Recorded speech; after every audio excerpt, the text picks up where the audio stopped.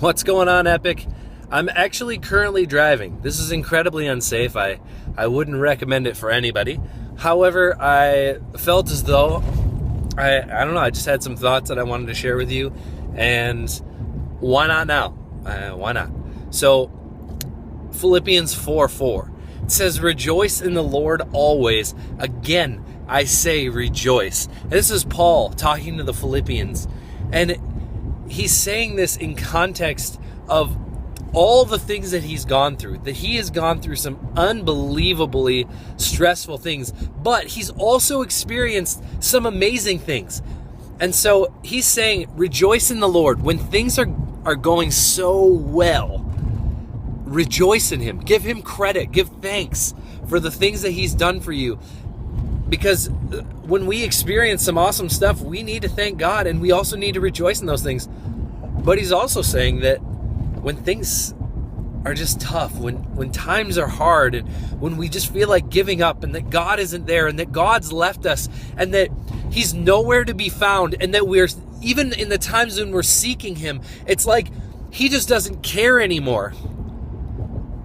That even in those moments, that we need to rejoice in the Lord always.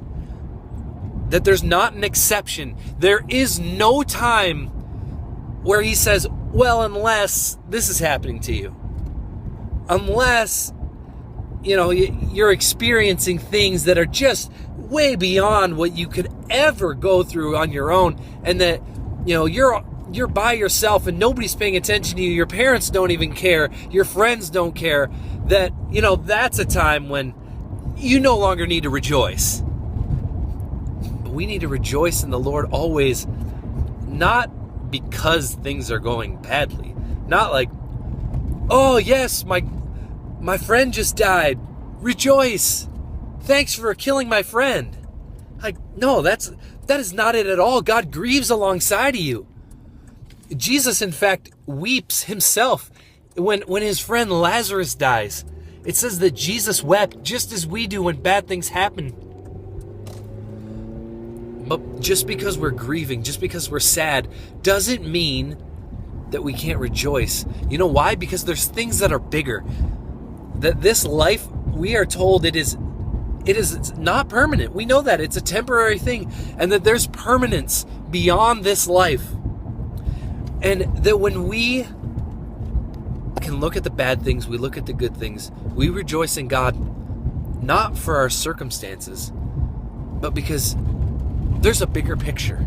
There's something better happening. There's something huge going on, and that eternity is at stake for people, and that even in our worst of moments, we can rejoice in him. We know we're saved. We know that we're going to spend eternity with him. We know that this is not the end. We know that our suffering will be over at some point. And we know that God can do incredible things through our suffering.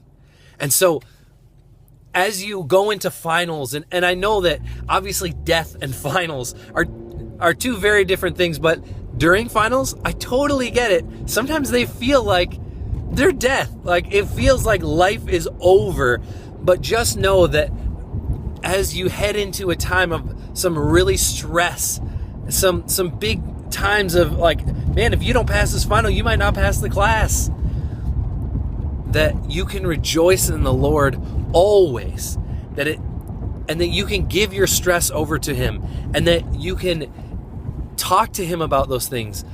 And don't forget that just because you have something to study for, and that maybe you think you need to study for 5, 6, 7 hours, that your schoolwork, well, we are supposed to do our best and do it for the glory of God. Not an excuse to say, you know what, God, I have way too much to do. I can't spend time with you because I'm doing it for you, No, take some time. Even if it's 5 minutes, take a break from studying, spend some time in the Word, spend some time praying, make sure that your priorities are right, do your best in school, but don't allow for your relationship with God to take a back seat. It's what's more important. It's forever. Do your best at finals, but don't let your relationship with God suffer because of them. You guys are awesome. I'm pumped for you. I know that you can kill whatever you need to do with your finals. You're going to get A's or B's or whatever it is that you need to get or want to get. I'm praying for you. Do awesome. Let me know if you need anything. I am definitely looking forward to seeing you again on December 19th for our Christmas party. Love you guys. Talk to you soon.